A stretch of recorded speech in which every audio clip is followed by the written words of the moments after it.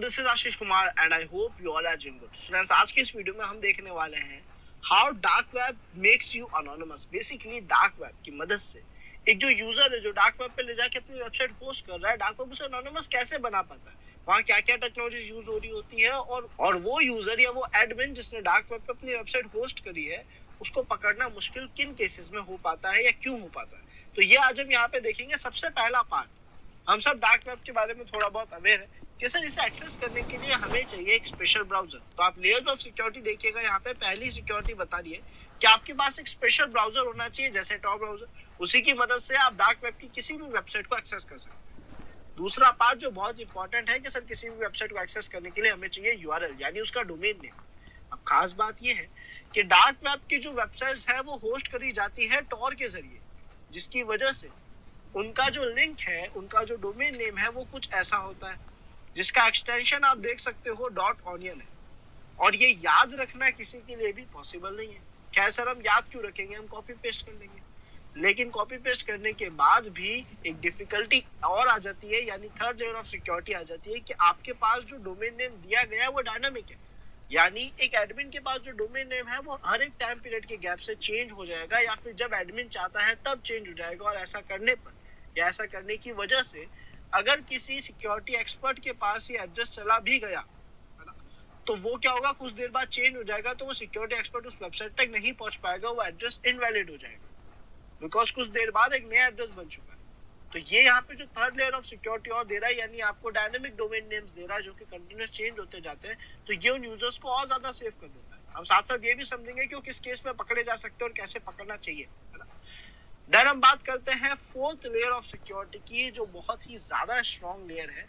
वो ये है कि सर यहाँ पे layers of IP addresses provide कराई जाती है कि sir 3 layers of IP address यहाँ पे प्रोवाइड कराई जाती है और इनमें भी कुछ पॉइंटर्स है जो इसको बहुत ज्यादा सिक्योर बना देते हैं। तो यहाँ पे 3 लेयर्स का मतलब क्या है, किस तरीके से वर्क करता है कि मान लेते हैं यूजर एक फेसबुक एक्सेस करना था, लेकिन वो अपनी आईपी से एक्सेस नहीं करना चाहता था, वो उस वेबसाइट को अनोनिमसली एक्सेस करना चाहता था और उसके लिए उसने टॉर सर्विस का यूज किया। तो उसने अपने सिस्टम में टॉर को स्टार्ट करा, चाहे टॉर ब्राउजर हो या टॉर का कोई भी सॉफ्टवेयर हो, जिसके बारे में आगे चल के देखेंगे। जब उसने स्टार्ट करा तो ये वर्क किस तरीके से करता है, अब उसका जो पैकेट था जो पहले डायरेक्ट फेसबुक तक पहुंच रहा था, जिसमें फेसबुक के पास उसका आईपी एड्रेस जा रहा था, जो भी था, एग्जांपल के तौर पे इसका आईपी मान लो 4.4.4.4 था, तो फेसबुक को पता पड़ रहा था कि इस आईपी से मेरे पास पैकेट आया है। लेकिन जब इसने टॉर को स्टार्ट करा तब क्या होगा, इसके सिस्टम से सर पैकेट जाएगा सिस्टम नंबर ए पे, या आप कह सकते हो बी पे, क्योंकि ए तो हमने इसको अलॉट कर दिया था। सिस्टम नंबर बी पे जाएगा, सिस्टम नंबर बी उस पैकेट को भेजेगा सिस्टम नंबर सी पे जो किसी अलग कंट्री में होगा, सिस्टम नंबर बी भी किसी अलग कंट्री में किसी अलग जगह पे है ना। देन सिस्टम सी पे जाएगा, सिस्टम सी क्या करेगा, उसे सिस्टम डी पे भेजेगा। अब सिस्टम डी जो कि एक अलग कंट्री में है वो उस पैकेट को फेसबुक के पास भेजेगा। तो फेसबुक के पास आईपी किसका जाएगा, सर सिस्टम डी का, और फेसबुक रिप्लाई किसको करेगा, सिस्टम डी को ही करेगा।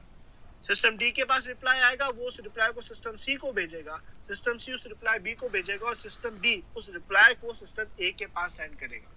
तब जाके यूजर ए को फेसबुक का एक्सेस मिल जाएगा और फेसबुक को आईपी दिखेगा तो केवल और केवल सिस्टम डी का, यानी यूजर ए की कोई भी डिटेल शेयर नहीं हुई और फेसबुक का जो डेटा था, फेसबुक का जो पेज उसको एक्सेस करना था, इंटरनेट का कोई भी चीज जो उसे एक्सेस करनी थी वो उस तक पहुंच चुकी है।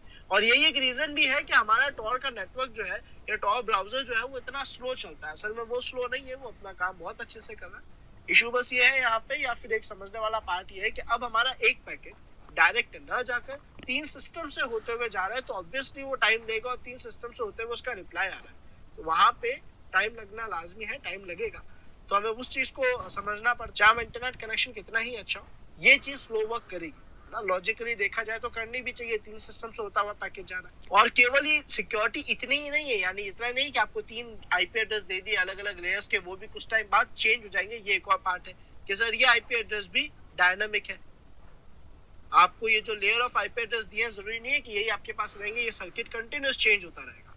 एंड एक सबसे अच्छी बात कि सर चाहे कितनी बार भी आपका सर्किट चेंज हो, जो आपको पहला सिस्टम अलॉट करा जाता है उस सिस्टम पे एक और सिक्योरिटी रहती है कि सर वहां पे एक गार्ड होता है, आपको लिखा हुआ दिखेगा गार्ड, जिसका मतलब है यहाँ पे एक्स्ट्रा फायरवॉल कॉन्फ़िगरेशन यानी एक्स्ट्रा सिक्योरिटी अप्लाई कर रखी है ताकि कोई भी जो मेन यूजर है वहां तक ना पहुंच पाए, यानी इसको कॉम्प्रोमाइज ना कर पाए, इसमें से डेटा एक्सट्रैक्ट ना कर पाए। तो कुछ इस तरीके से Tor multiple layers of IP address के जरिए, या आप कह सकते हो 3 लेयर्स ऑफ आईपी एड्रेस के जरिए, एक ऑनियन की तरह, एक प्याज की तरह कुछ वैसी लेयर्स हमें आईपी एड्रेस की देता है और सिक्योरिटी की देता है, ताकि हम कंप्लीट अनोनिमस रह सके। अब सर इस पूरी कंडीशन में ये जो डार्क वेब का एडमिन था जिसने अपनी वेबसाइट बनाई थी और उस वेबसाइट से रिलेटेड इसको डोमेन नेम मिला था, ये यूजर पकड़े कैसे जाते हैं? तो सर एक बार भी अगर किसी के हाथ में डोमेन लग जाए तो डोमेन के जरिए आईपी तो नहीं मिलेगी, क्योंकि यही 3 layers of IP in domains को भी दे रखी है। तो डोमेन से हम सर्वर की आईपी नहीं निकाल सकते, लेकिन डोमेन की मदद से सर हम वेबसाइट एक्सेस कर सकते हैं। और वेबसाइट में हमें पता है, अगर आप कोई भी फॉर्म फिल करते हो, अपनी कोई भी डिटेल फिल करते हो, तो चाहे वो 10 सिस्टम से होकर जाए या 3 सिस्टम से होकर जाए, वो एंड में एडमिन के पास ही पहुंचेगी। तभी एडमिन उन डेटा को स्टडी करेगा और देखेगा कि हाँ भाई इस यूजर ने मुझसे ये प्रोडक्ट खरीदा है या ये चीजें करी है। इसका मतलब हमारा जो डेटा है उसकी जो एंड डेस्टिनेशन है वो ये एडमिन ही है। तो हम इस डेटा में कई बार वेबसाइट में बग्स ढूंढ के malicious scripts, malicious code inject कर देते हैं, जिसकी वजह से जब ये यहाँ पे जाते हैं और एडमिन से एक्सेस करता है तो उसकी सारी डिटेल हमारे पास आ जाती है, एक सिक्योरिटी एक्सपर्ट के पास आ जाती है। सो आई होप स्टूडेंट्स आप सभी को ये कंसेप्ट क्लियर हो गया हो कि डार्क वेब किस तरीके से वर्क कर रहा था, आपको कैसे एनोनिमस रखता है और इसके यूजर्स के, यानी इसके एडमिन्स के जो उनकी वेबसाइट होस्ट कर रहे हैं डार्क वेबसाइट पे, उनको कैसे पकड़ा जा सकता है। सो सी इन नेक्स्ट वीडियो, जहां पे हम देखेंगे कि अब हमें एनोनिमस रहने के लिए क्या क्या सेटिंग्स अप्लाई करनी चाहिए और कैसे करनी चाहिए प्रैक्टिकली।